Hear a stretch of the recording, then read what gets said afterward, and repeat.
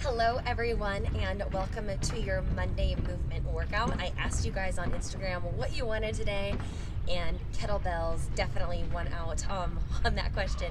So today I need you to have two kettlebells. One's going to be heavier, so I have my 35-pound kettlebell, and then one is going to be lighter. It's only 15 pounds. If you don't have two, use your heavier kettlebell and then a dumbbell that's about 12 to 15 pounds, and you'll be in good shape. In fact, you could actually use dumbbells for this whole thing. We're going to start with goblet squats. So 25 reps of goblet squats. Hold your kettlebell or your dumbbell at your chest. Feet shoulder width distance, toes pointing forward, sit back and down. Really go for your depth here. And in order to find that depth, you have to make sure that your hips go back first. As your hips go back and down, keep your chest lifted so the spine is nice and strong, head in a neutral position. After your 25 goblet squats, we're going to come to the ground and do some pullovers. So this is going to work our lats, our back. For a little extra booty work, because y'all know I love booty work, we're going to also have our hips in a bridge position. So taking that lighter kettlebell or your medium dumbbell, plant your feet, bend your knees, lift your hips into that bridge. Extend the arms overhead, and you're going to reach your arms back, biceps come by the ears, squeeze your lats to bring the weight back in line with the chest. Inhale back, exhale squeeze up. Inhale back, exhale squeeze up. Keep your glutes engaged the entire time.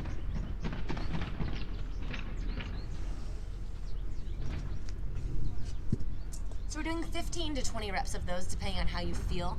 The tricky part about pullovers is that when your arms go overhead, don't let your shoulders creep up towards your ears.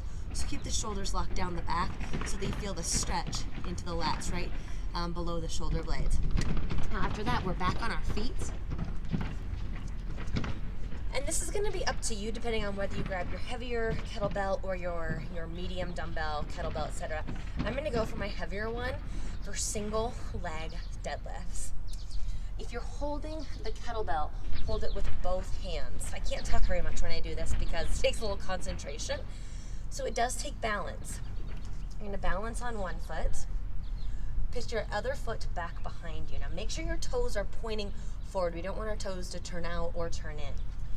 With your foot planted, kettlebell in hand, you're going to inhale, hinging at the hips. Go down so you feel that stretch. So you can't talk and do it at the same time. And then squeeze your hamstring and your glute to stand.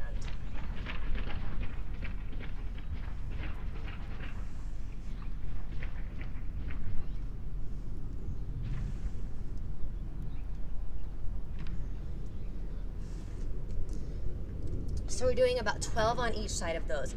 The really big thing with the single leg deadlifts, the form is so important. So what I don't want is your hips to roll open. It's very easy for you to lower down, and when you do that, your hips open out to the side, but then we're not working in the hamstring and the glute like we want to. So take it slow. It doesn't need to be fast by any means. If balance is an issue, hold your kettlebell or your dumbbell in your hand. Come up next to a wall or have a chair or a bench beside you, and then you can do them with control and also balance and proper form. So form over speed, form over depth. Form is definitely the most important with your single leg deadlifts, or with any movement, obviously. So after you do 12 on each side of those, we're going to do, back to upper body, standing overhead tricep extensions. So I think you can see me. You're going to extend your kettlebell or your dumbbell overhead, bend your elbows to about 90 degrees behind you, and then extend your arms straight back up. So bend, extend, bend, extend.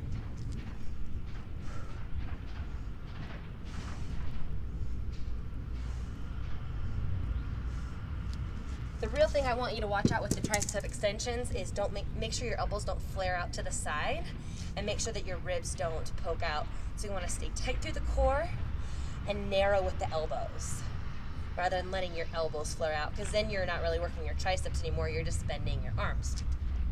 And then finally, lunge pass-throughs. I'm going to be using my lighter kettlebell. And I'm gonna take a alternating reverse lunge, but you could also do a walking lunge. So holding your kettlebell, let's say you start with your kettlebell in your right hand, your right leg is gonna lunge back. At the same time, you're gonna take the kettlebell under your front leg and then switch hands. So you're just weaving the kettlebell under your leg.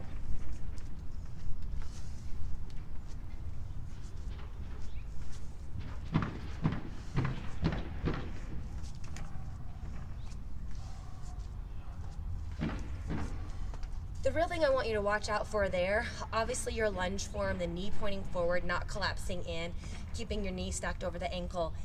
But when you're switching hands for the kettlebell, don't lean your chest forward. Keep your spine nice and long. So rather than like doing this, make sure your chest stays proud. And then I forgot, we actually have one more thing, Russian twists. Come on down to the ground. Have your kettlebell in hand, definitely your lighter one. Spine is long. Modification, feet can come down, a little more work. Feet lifted, twist, twist, twist. We'll do 30 total, so 15 per side.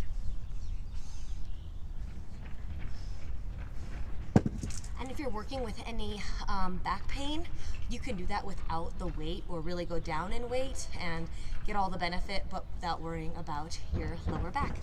So you guys, we're gonna go through this exercise or through these exercises 3 times. It should take you 20 to 25 minutes. Have a wonderful Monday, and I'll talk to you soon.